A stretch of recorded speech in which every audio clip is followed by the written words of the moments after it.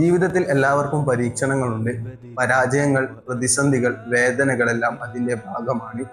പക്ഷെ വിജയിക്കുന്നവർ എല്ലായ്പ്പോഴും പ്രശ്നങ്ങളില്ലാത്തവരല്ല, മറിച്ച് പ്രതിസന്ധികൾക്കിടയിലും ക്ഷമ കൈവിടാത്തവരാണ്. തിരുദൂതർ സല്ലല്ലാഹു അലൈഹി വസല്ലമ തങ്ങൾ നമ്മെ പഠിപ്പിക്കുന്നുണ്ട്,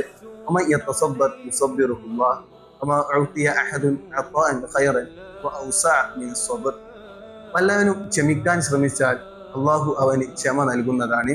ക്ഷമയേക്കാൾ മികച്ചതും വിശാലവുമായ മറ്റൊരു അനുഗ്രഹവും ഒരാൾക്കും നൽകപ്പെട്ടിട്ടില്ല. തിരുനബി സല്ലല്ലാഹു അലൈഹി വസല്ലമ തങ്ങളുടെ ജീവിതം ഈ ഹദീസിന്റെ ഏറ്റവും മനോഹരമായ വ്യാഖ്യാനമായിരുന്നു.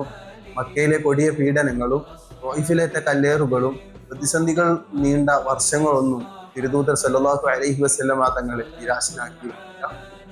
ഇതിൽ നിന്നെല്ലാം മനസ്സിലാകുന്നത് ഒരു വിശ്വാസിയുടെ യഥാർത്ഥ ശക്തി അത് അവന്റെ കോപത്തിലല്ല, മറിച്ച് അവന്റെ ക്ഷമയിലാണ്. പ്രയാസങ്ങളിൽ പതറാതെ, കോപത്തിൽ വഴി തെറ്റാതെ ക്ഷമയെ നമ്മുടെ ജീവിതത്തിന്റെ ശക്തിയാക്കാൻ നമുക്ക് സാധിക്കണം.